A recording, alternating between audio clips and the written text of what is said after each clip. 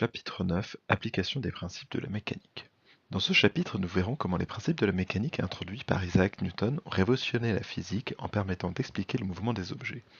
Nous verrons notamment le cas de la chute libre, mais aussi les trajectoires des astres. Comme il va y avoir un peu de calcul, n'hésitez pas à faire pause, histoire de bien comprendre chaque étape, et comme d'habitude, pensez à prendre des notes.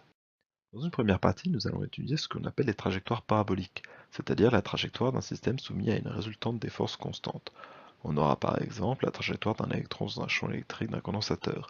C'est ce qu'on utilise pour dévier les électrons dans les vieux écrans cathodiques. La force subie est le produit de la charge par le champ électrique, et c'est donc une constante. On peut aussi citer en exemple celui d'un objet en chute libre. Pour rappel, on qualifie de chute libre le mouvement de tout ce qui n'est soumis qu'à son poids. Cela ne veut pas dire que l'objet tombe à proprement parler, il peut avoir été lancé, mais pendant la durée où on l'étudie, n'est soumis qu'au poids, et donc notamment que les frottements sont négligeables.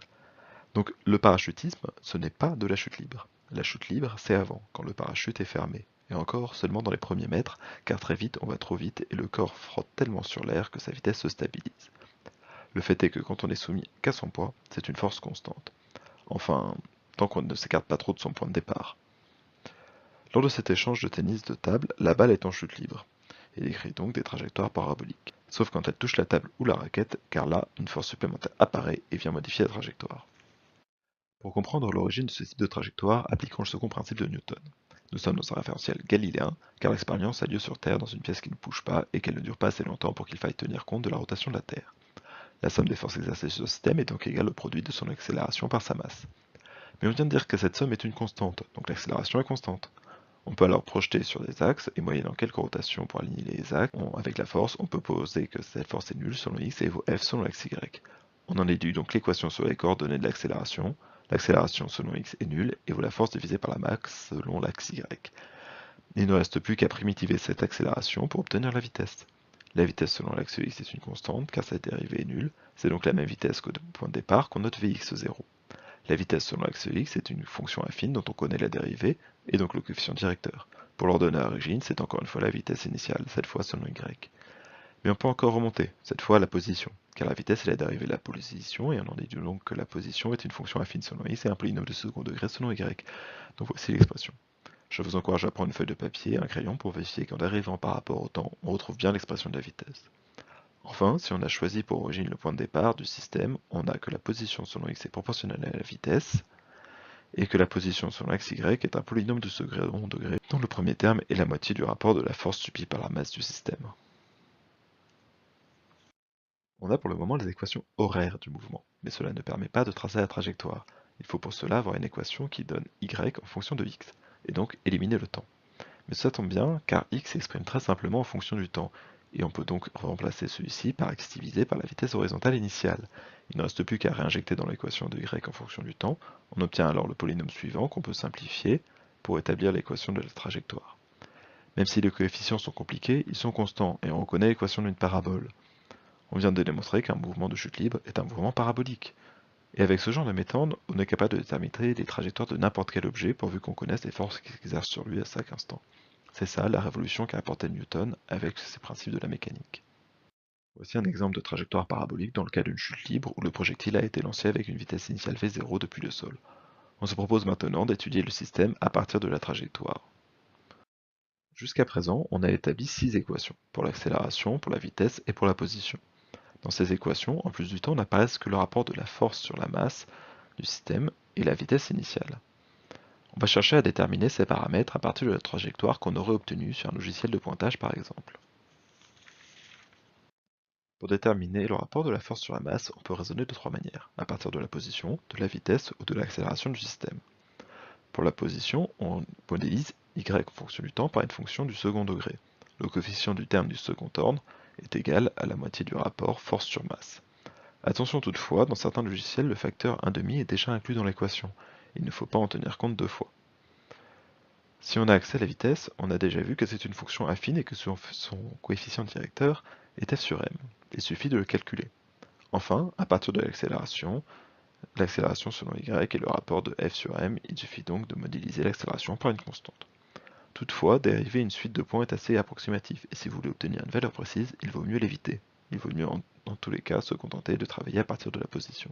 Déterminons maintenant la valeur de la vitesse initiale. C'est un vecteur, il faut donc déterminer à la fois sa norme et son angle par rapport aux autres axes.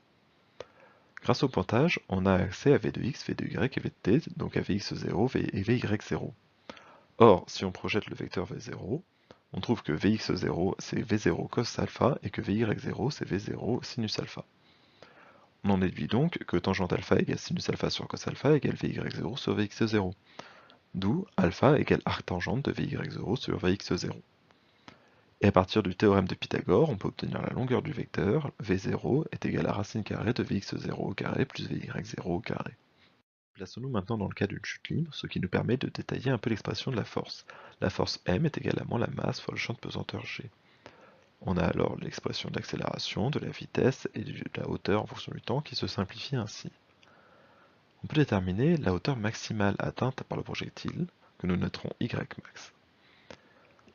Ymax est atteint quand la dérivée de la hauteur s'annule, donc quand la vitesse selon y s'annule. On en déduit donc le temps de passage que nous appellerons t sommet. Moins g fois t sommet plus vy0 égale 0, donc t sommet égale vy0 sur g.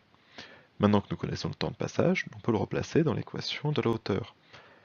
Et la hauteur maximale atteinte est égale à la hauteur au temps de passage au sommet, donc moins g fois vy0 au carré sur g, divisé par 2, plus vy0 plus vy0 sur g, qui donne 1 demi de vy0 au carré sur g. On a donc la valeur de la hauteur maximale atteinte par le projectile. De la même manière, on peut déterminer à quelle distance le projectile touchera le sol. Il touche le sol au temps t tel que la hauteur à ce temps soit 0. Donc moins g fois t au carré divisé par 2 plus vy0 fois t égale 0. Et en factorisant par le temps, t fois moins g sur 2 fois t plus vy0 égale 0. Un produit n'est nul que si au moins un de ces facteurs est nul, donc soit t égale 0, soit t égale 2vy0 sur g. T égale 0 correspondant au point de départ, ça ne nous intéresse pas, donc t égale 2vy0 sur g. On cherchait x à cet instant, on injecte donc la valeur de t. X sol égale x fois 2vy0 sur g, c'est-à-dire 2vx0 fois vy0 sur g. On a donc déterminé la distance qu'a atteint le projectile simplement à partir des conditions initiales du système. Voilà, c'est tout pour cette leçon, peut-être un peu dense en calcul et peut-être aussi un peu difficile, mais ne paniquez pas, parce que c'est vraiment toujours exactement la même chose, et donc avec un peu d'entraînement, ça finira par passer. De plus, retenez que quand Sir Isaac Newton introduit ses calculs en 1687, il révolutionne absolument la physique, car on passe à cette époque-là d'une physique qui était uniquement descriptive, c'est-à-dire qui décrivait les phénomènes, à une physique prescriptive, c'est-à-dire que Newton est capable de prédire l'évolution de ces phénomènes, et donc rentre vraiment alors dans la physique moderne.